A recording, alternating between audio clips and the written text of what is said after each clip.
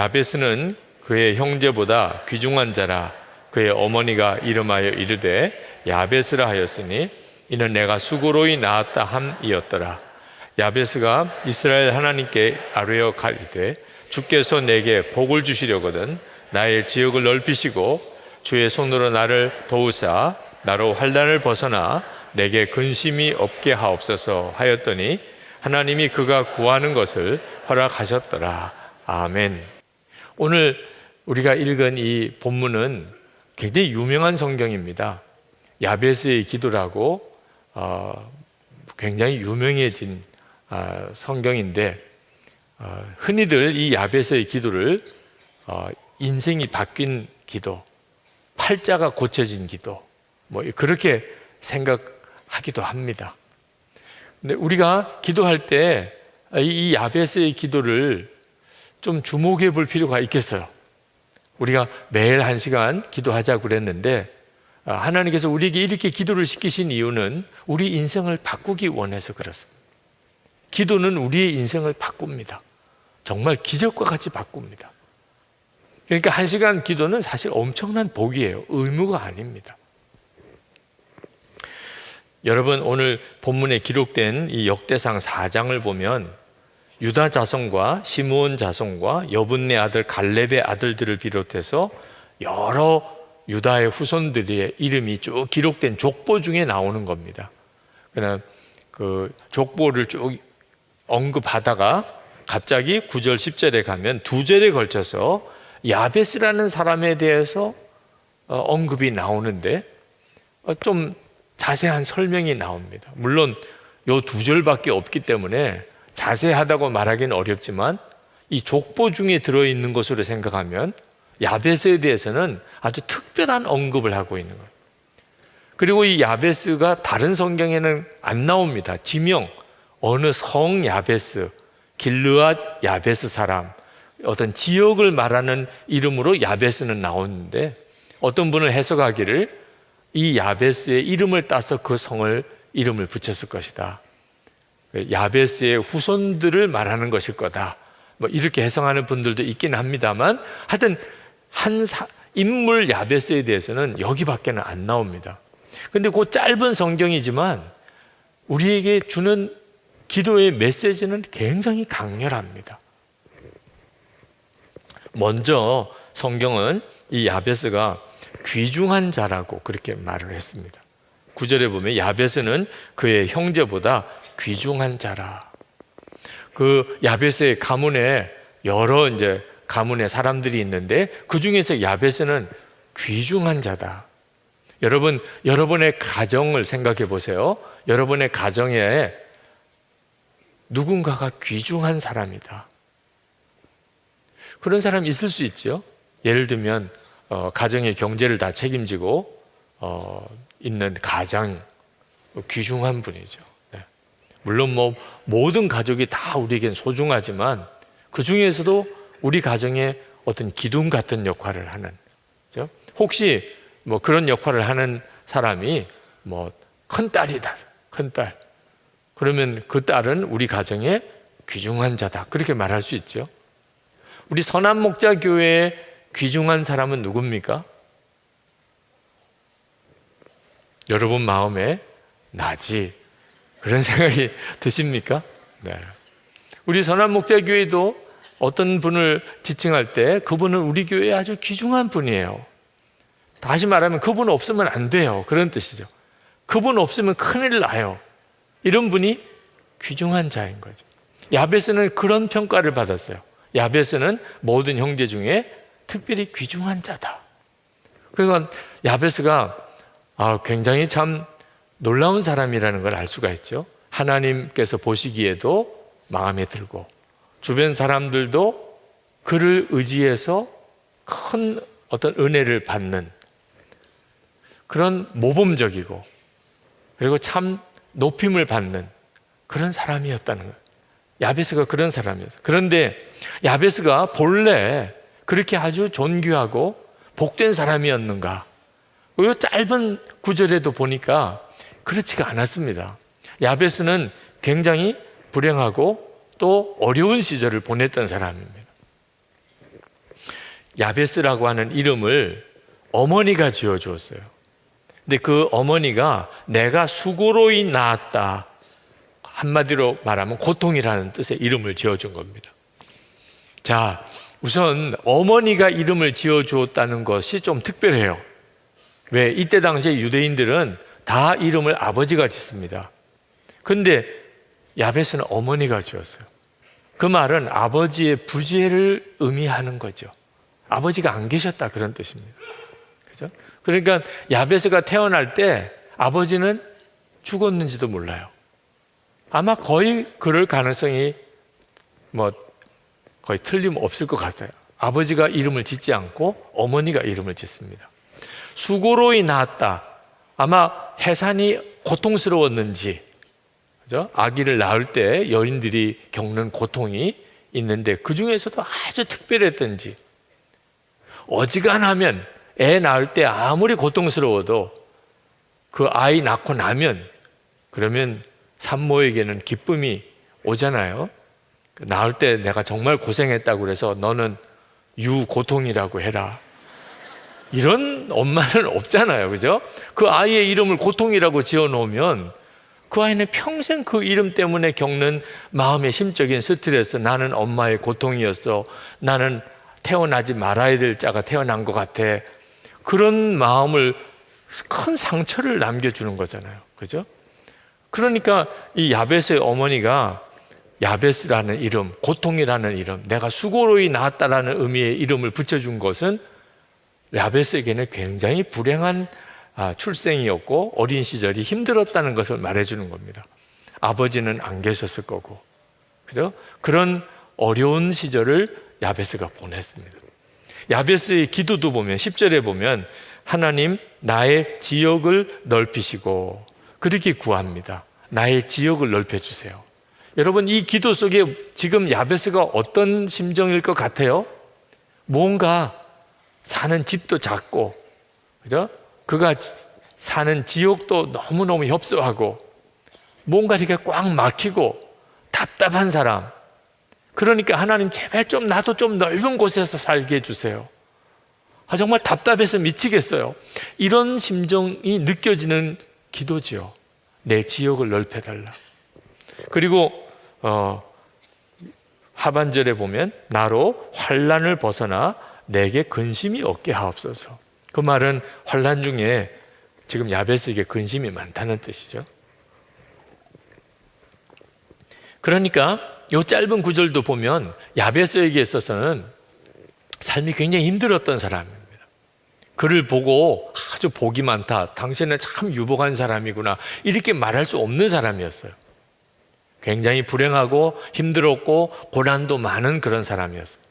그런데 그 야베스가 형제보다 더 귀중한 자가 됐습니다. 이 인생이 역전된 거죠, 완전. 그리고 하나님께서 그의 구하는 것을 허락하셨어요. 10절 하반절에 보면 하나님이 그가 구하는 것을 허락하셨더라. 그러니까 하나님으로부터 그의 기도가 응답받은 사람. 자, 이거 완전히 그냥 인생이 확 바뀌어버립니다. 야베스의 인생은. 어째서 그랬을까? 기도 때문이에요. 야베스의 기도가 그 인생을 바꾼 겁니다. 그래서 오늘 우리가 1시간 기도를 하는데 우리도 야베스의 기도에서 배워서 야베스의 기도가 우리의 삶 속에도 이루어지기를 원하는 것입니다. 야베스의 삶을 바꾸었던 이 기도가 도대체 어떤 기도였을까 궁금하죠. 첫 번째는 야베스는 하나님이 복을 주신다는 사실을 믿었다는 것을 알 수가 있습니다. 10절에 주께서 내게 복을 주시려거든 이라고 그렇게 언급합니다. 그러니까 하나님이 복을 주시는 분이에요. 야베스 자신은 굉장히 불행한 처지였어요. 이름도 고통이고, 그리고 자신의 어린 시절과 삶 전체가 환난이 많았습니다. 그런데 야베스는 고통을 운명으로 받아들이지 않았습니다. 나는 이렇게 살다가 끝나는 거야. 내가 뭘 도대체 의지할 게 뭐 있어? 내가 뭐 이렇게 삶이 확 바뀔 수 있는 무슨 가능성이 나는 전혀 없어. 야베스는 그렇게 생각 안 했습니다. 왜? 하나님이 복을 주신다는 사실을 믿었습니다. 하나님이 세우시면 그러면 나도 여기서 일어날 수 있어. 하나님은 내 인생을 완전히 바꾸실 수 있어. 복은 하나님이 주시는 거야. 그게 믿어진 사람이에요. 믿어지니까 그렇게 기도를 한 거죠. 그렇죠? 여러분, 성경은 분명히 하나님은 복을 주신다고 말씀하고 있습니다. 잠언 10장 22절에 여호와께서 복을 주심으로 사람으로 부하게 하시고 근심을 겸하여 주지 아니하시느니라. 하나님이 사람을 처음 만드셨을 때 그때 하나님께서 그들에게 복을 주시며 그들에게 이르시되 생육하고 번성하여 땅에 충만하라, 땅을 정복하라, 그렇게 말씀하셨어요. 그러니까 성경은 일관되게 하나님이 우리에게 복을 주신다는 사실을 계속 말씀하고 있습니다. 문제는 그게 진짜 믿어지느냐. 정말 믿어지는 사람은 하나님께 복을 달라고 기도합니다. 왜? 믿어지니까. 그런데 믿어지지 않으니까 기도도 안 하는 거예요. 하나님이 복을 주신다는 사실이 마음이 안 와닿으니까 기도를 안 하는 거예요. 자, 그런가 안 그런가 한번 우리 자신 한번 돌아보십시다. 여러분의 은행에 가서 여러분의 통장에 들어있는 예금을 인출하려고 했는데 창구에서 지불을 안 해줘요. 그러면 여러분 어떻게 하세요? 안 주네. 그러고는 돌아 나오실 분 한 분도 안 계실 거예요. 여러분의 돈을 지금 예금해 놓은 겁니다. 아무 하자가 없어요. 그런데 창구에서 지급을 안 해줘요. 그러면 여러분 아마 뭐 엄청나게 따질 겁니다. 아, 우린 돈 문제 예민하잖아요. 네. 내 돈인데 왜 안 주냐. 뭐 정말 화가 날 거죠. 그렇죠? 받을 거라고, 내가 그걸 분명히 받을 거라고 내가 믿으니까 창구에서 막 항의도 하고 요구도 하고 하는 거예요. 근데 만약에 여러분이 무슨 예금한 게 전혀 없어요. 은행에 가서 대출을 요청을 한 겁니다. 그런데 은행에서 대출을 못 해준대요. 그러면 어떻게 하죠? 안 주네. 그러고 나오는 수밖에. 뭐 내가 주장할 게 없어요. 은행에서 안 준다는데, 나는 자격이 안 돼서 안 준다는데 뭐 어떻게 해요? 그러니까 내가 받을 거라고 하는 확신이 없으니까 달라고 요구하지도 못하는 거죠. 여러분, 남의 집에 가서 밥 주세요. 요즘에 텔레비에 그런 프로그램도 있더라고요. 아무 집이나 가서 초인종 누르고 밥 주세요, 이런 프로그램도 있더라고요. 근데 거기서 밥 주겠다 그러면 들어가서 아주 기쁨으로 감사하다고 먹고, 안 돼요 그러면 그냥 깨끗하게 돌아오는 거죠. 안 준다는데. 왜? 난 아무 권리가 없어요. 주고 안 주고는 그 사람 주인이 뭐 하기 나름이죠. 그런데 어린아이가 집에 들어가서 엄마 밥 줘. 엄마가 밥 안 줘. 애 뒤집어지는 거죠. 그죠?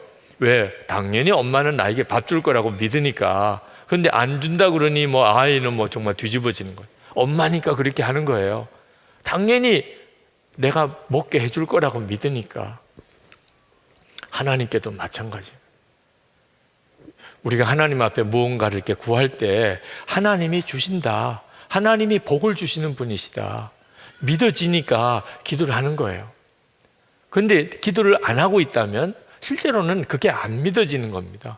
내가 하나님을 실제로 믿고 하나님이 복을 주시는 것을 믿지 않으니까 내가 기도하지 않는 거예요. 여러분이 진짜 하나님이 복을 주신다는 사실을 믿어지면 염려도 안 되고 욕심도 없어져요. 뭐가 염려할 게 있고 욕심을 낼 게 있어요? 하나님이 복을 주시는데. 하나님은 나에게 복을 주시는 분이셔. 이게 정말 믿어지면 지금 현재 어렵고 힘든 거 때문에 염려 안 해요. 그리고 뭔가를 더 가져야 되겠다고 안달하지도 않아요. 누가 내 것을 뺏어가요. 가져가. 왜? 하나님이 주실 걸 믿으니까. 그것 때문에 뭐 싸우거나 안달하지도 않습니다. 이삭이 그랬죠? 우물을 파고 우물이 터져나갔어. 그 주변에 있는 사람들이 우리 땅이다, 우리 우물이야, 그러고 와서 메꿔버리기도 하고 뺏기도 할 때 그냥 주고 나왔어요. 왜? 딴 데 가서 파면 또 주실 거라고 믿으니까. 정말 하나님이 복을 주실 거라고 믿는 사람은 염려하거나 욕심을 낼 것 전혀 없어요. 그런 점에서 이 야베스의 기도는 약간의 오해가 있습니다. 야베스의 기도가 굉장히 유명한 기도인데 이 야베스의 기도에는 오해가 있어요. 어떤 오해가 있느냐? 야베스는 하나님 앞에 담대하게 뭘 달라고 구해서 그가 큰 부자가 됐다. 어려운 사람이었는데 하나님 나도 복 주세요. 그래가지고 하나님이 야베스에게 크게 복을 주셨다. 이렇게만 해석하는 경향이 있습니다. 여기에는 이 성경 안에 그런 요소가 좀 있어요. 야베스가 하나님 앞에 기도했던 기도가 지역을 넓혀달라는 기도입니다. 지역을 넓혀달라. 여러분 무슨 생각이 드세요? 부동산.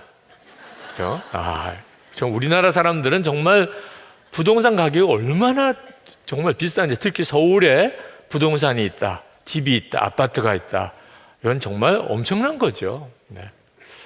아마 우리나라 같이 이렇게 부동산 가격이 특별한 나라도 쉽지 않다고들 합니다. 네. 그러니까 야베스의 기도가 우리 한국 교인들에게는 눈이 번쩍 뜨이는 기도. 지역을 넓혀주세요. 근데 하나님이 들어주셨다. 와, 정말 야베스처럼 되게 해주세요. 하나님 저도 요 땅을 주세요. 이 아파트 주세요. 이번에 당첨되게 해주세요. 그런 기도처럼 이 기도를 생각하는 거예요. 지역을 넓혀달라. 개정 성경에 보면 땅을 달라고 기도한 겁니다. 근데 하나님께서 야베스에게 땅을 주셨다는 의미가 아닙니다. 야베스에게 부동산이 많아지고 그래서 하나님이 야베스에게 복을 주셨다. 그런 의미가 아니에요. 하나님은 어떤 한 사람이 땅을 많이 가지는 것을 금하셨습니다. 구약의 율법을 보면 하나님은 모든 사람에게 땅을 공평하게 나눠주셨어요. 그게 성경이 가지고 있는 땅에 대한 하나님의 뜻입니다. 어떤 한 사람도 땅을 지나치게 많이 갖지 못하게 하셨어요. 모든 사람이 다 땅을 골고루 나누어 받게 하셨어요. 그런데 살다 보면 어떤 사람은 재주가 많아서 자꾸 재산이 많이, 똑같은 땅에다가 농사를 지어도 어떤 사람은 참 농사가 잘 되고 그래서 재산이 많아지고, 어떤 사람은 뭐 게을러서 그랬든 재주가 없어서 그랬든 농사를 같이 지었는데 그냥 다 수확이 없는 경우도 있죠. 수확이 없이 그러면 곡식이 많은 사람한테 가서 무언가 빌려 먹어야 되잖아요. 근데 무슨 다른 방법이 없어요. 돈을 빌릴 방법도, 그리고 곡식을 살 수 있는 능력도. 그러면 내가 가지고 있는 땅을 팔 수밖에 없는 거죠. 그래서 땅을 파는 경우가 생깁니다. 그래서 부자는 땅을 더 많이 가지고 가난한 사람은 땅이 없어지는 거죠. 자기에게 주어진 땅이. 그런데 하나님은 어떻게까지 말씀하셨냐면, 그런 일이 있다 하더라도 희년이 되면, 50년이 되면, 그러면 땅 주인은 그 원 주인에게 땅을 돌려주라. 그렇게 말씀하셨어요. 그러니까 영원히 남의 땅을 내가 소유할 수 없어요. 그게 하나님의 말씀이에요. 그러니까 하나님이 이렇게 말씀하셨는데 야베스가 하나님 제게 땅을 주세요, 많이 주세요. 그래서 하나님이 그래, 너 땅을 많이 가지거라, 이렇게 하실 리가 없는 거죠. 그러면 야베스가 왜 그렇게 땅을 원했을까요? 그게 무슨 의미가 있을까요? 성경에, 특히 역대기에 나오는 땅의 의미는 하나님의 통치를 의미합니다. 하나님의 다스림을 말하는 거예요. 야베스가 하나님께 지역을 넓혀달라고 그렇게 기도했던 것은 자기 소유의 땅을 달라고 한 게 아니고 그 가나안 땅이 하나님의 약속의 땅입니다. 하나님이 이스라엘 백성에게 그 가나안 땅이 하나님이 다스리는 나라를 의미해요. 그런데 이스라엘 백성들이 온전히 순종하지 못해서 그 가나안 땅에 여전히 이방 족속들이 많이 있고, 그 이방 족속들은 우상 숭배자들인데 그 우상 숭배의 풍조까지 이스라엘 백성들에게 전염이 돼서 그들이 가나안 땅에 들어가 살기는 하지만 하나님을 경외하는, 하나님이 말씀하신 그 땅이 되지 못했습니다. 그러니까 야베스가 하나님께 기도하는 기도는 하나님의 나라가 그 가나안 땅에 더 확장되어지기를 원했던 거예요. 그 점이 아주 중요한 초점입니다.